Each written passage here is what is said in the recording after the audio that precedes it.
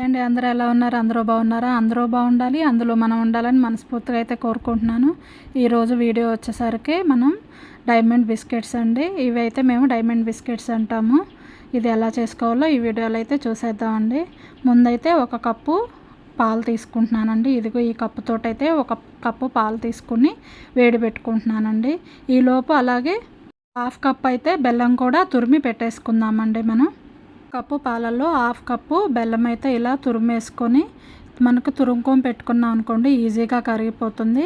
కాగపెట్టుకున్న పాలల్లో అయితే వేసి మనం కలుపుకోవాలండి. ఎక్కువసేపు అయితే స్టవ్ మీద పెట్టి వేడి చేయొద్దు, ఎందుకంటే బెల్లం వేసాక పాలు అయితే వెంటనే విరిగిపోతాయి. అందుకని ఊరికే అలా పాలు వేడి పెట్టుకుని ఆ వేడి మీద కొంచెం బెల్లం అయితే కలుపుకోవాలండి. మనం దీన్నైతే కొంతమంది పంచదారతో కూడా చేసుకుంటారండి, కానీ పంచదార కన్నా బెల్లం వేసుకుంటే బాగుంటుంది కదా అని చెప్పి మేమైతే బెల్లం వేసుకుంటామండి. అలాగా అయితే నేను ఇక్కడ ఒక చేతితోటి ఫోన్ పట్టుకొని ఒక చేతితోటి అయితే ఇక్కడ పని అయితే చేస్తున్నానండి. అందుకు కొంచెం మీకు క్లారిటీ కూడా కొంచెం ఒక్కొక్కసారి మిస్ అవుతూ ఉంటుంది. ఇలా బెల్లం వేసి కలుపుకొని పక్కనైతే పెట్టేసుకోవాలండి. అలాగే మనకు సరిపోలేదు అంటే కనుక ఇంకొంచెం పాలు కూడా ఎక్స్ట్రా పక్కన పెట్టేసుకున్నానండి నేను.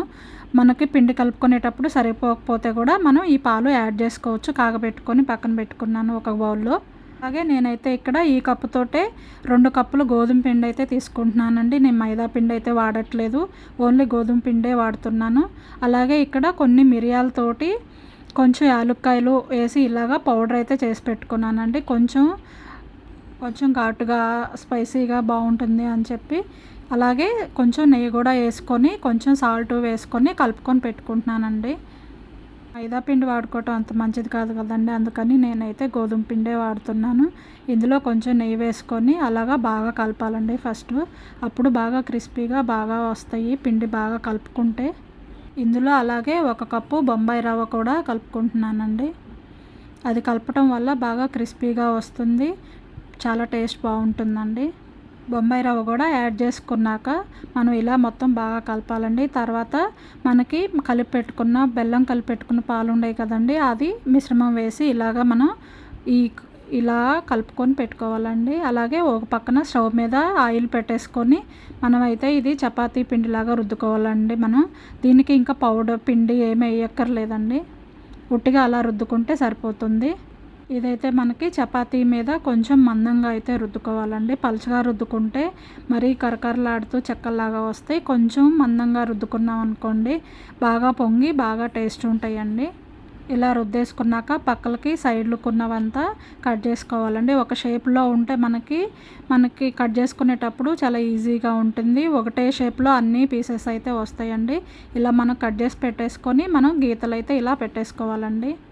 ఇలా రుద్దేసుకొని కట్ చేసుకునేటప్పుడు మనకి ఇష్టం వచ్చిన షేప్లో అయితే కట్ చేసుకోవచ్చండి. ఇవి స్క్వేర్ షేప్లో అయినా కట్ చేసుకోవచ్చు, లేదంటే మనకి డైమండ్ షేప్లో ఒక క్రాస్గా కట్ చేసుకుంటే మనకి డైమండ్ షేప్లో కూడా వస్తాయండి, మన ఇష్టం. ఇలా మనం ఇంట్లో కనుక చేసి పెట్టినట్టయితే పిల్లలు మంచిగా ఎంజాయ్ చేస్తారండి. కాలేజీల నుంచి స్కూల్ నుంచి వచ్చినప్పుడు అయితే మనం బయట కొనే పని లేకుండా ఇబ్బంది లేకుండా ఇలా చేసి పెట్టేసుకోండి. ఒక వారం రోజులైతే ఇవి మంచిగా ఉంటాయండి. అలాగే ఇలా అన్ని ఘాట్లు పెట్టేసుకొని మనం ఇలా అయితే ఈ మందంలో అయితే కట్ చేసుకుంటే బాగుంటుందండి. ఆ మందంలో అయితే రుద్దుకుంటే మనకు బాగా పొంగుతాయి. అలాగే పక్కన ఆయిల్ పెట్టుకున్నాం కదండి, ఆయిల్ అయితే బాగా కాగింది. ఇందులో ఒక్కొక్క పీసు తీసుకొని మనం వేసేసుకోవటమేనండి. ఇలాగా మనకి ఈ కలర్ వచ్చేంత వరకు అయితే వేయించుకోవాలి. చూడసారా ఎంత క్రిస్పీగా ఎంత గుల్లగా వచ్చినాయో అండి, చాలా ఈజీగా అయితే తయారు చేసుకోవచ్చు. అలాగే ఇక్కడ మా ఇంటికైతే కొత్త టీవీ వచ్చిందండి. మాది పాత టీవీ అయితే పాడైపోయింది. మధ్యలో అయితే గీతలు వచ్చేసి అసలు బాగా రావట్లేదు, కనిపించట్లేదు. అందుకని మా పిల్లలు మా వారైతే ఆన్లైన్లో అయితే ఆర్డర్ పెట్టారు. ఇంట్లో ఉండే ఆడవాళ్ళకి టీవీ లేకపోతే చాలా బోర్ కొడుతుంది కదండి. ఇదిగోండి ఇక్కడైతే అన్నీ ఇలా పెట్టేసి మనకి గోడకు ఫిట్ చేయడానికైతే ఇదంతా ముందు ప్రిపేర్ చేస్తున్నారండి. ఇక్కడ టీవీకి అంతా వెనక సైడ్ అంతా ప్రిపేర్ చేస్తున్నారు. అలాగే టీవీ ముందు అయితే ఆన్ చేసుకొని చూసుకోవాలండి. మనకి ఎక్కడన్నా వచ్చేటప్పుడు ఆన్లైన్లో మనం బుక్ చేసుకుంటాం కాబట్టి ఇలా ఏదన్నా క్రాక్స్ కానీ అలాంటివి వచ్చిందంటే మనకి స్క్రీన్ రాదండి. అందుకని ముందే మనం చెక్ చేసుకుంటే వాళ్ళు ఉన్నప్పుడే మనకి ఏం ప్రాబ్లం లేకుండా ఉంటుందండి. ఆ తర్వాత మనం ఫిట్ చేయించుకోవచ్చు. ఇదైతే ఖచ్చితంగా అందరూ చెక్ చేసుకోండి తప్పకుండా అయితే. ఎందుకంటే ఆన్లైన్లో వస్తువులు కదండి, మనకు వచ్చేటప్పుడు ఏమీ ప్రాబ్లం లేకుండా ఉండటాలంటే మనం చెక్ చేసుకుంటే బెటర్ అండి. మనకి ఎలక్ట్రికల్ వస్తువులైతే అసలు ఎక్కువ రోజులైతే రావట్లేదండి. ఒక 4-5 ఇయర్స్ వచ్చేసరికి మనకి వెంటనే ఏదో ఒక రిపేర్ అట్లా వస్తూ ఉంటాయండి. మా వాళ్ళైతే అంతా నెట్ అన్నీ కరెక్ట్గా ఉన్నాయా లేదా అని అయితే అంతా ఒకసారి చెక్ చేస్తున్నారండి. ఏదైనా సరే మనం ఒక వస్తువు కొన్నప్పుడు మనం మిడిల్ క్లాస్ వాళ్ళు 1కి 4 సార్లు అయితే మనం చెక్ చేసుకుంటామండి. ఎందుకంటే రూపాయి దాచుకొని కొనుక్కునే వస్తువులు కదండి.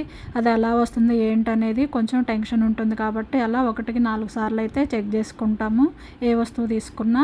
అలాగే ఇక్కడ మా పాప అయితే ఓపెన్ చేస్తుందండి. ఇలాగా నేను పూజించమన్నాను.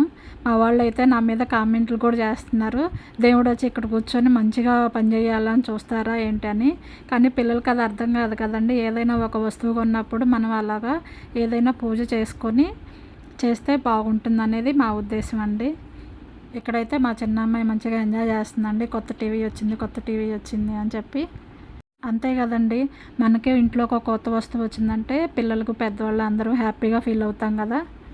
ఓకేనండి, ఈ వీడియో అయితే ఇంతేనండి. ఒక మంచి రెసిపీ, మా ఇంటికి వచ్చిన ఒక కొత్త వస్తువు కూడా చూపించాను కదండి. మీకు కనుక వీడియో నచ్చితే లైక్ చేయండి, షేర్ చేయండి, కామెంట్ చేయండి, తప్పకుండా సబ్స్క్రైబ్ చేసుకోండి. ఓకేనండి, మరి మళ్ళీ నెక్స్ట్ వీడియోలో కలుద్దాం. ఓకేనండి, బాయ్. మరి థ్యాంక్ యూ ఫర్ వాచింగ్.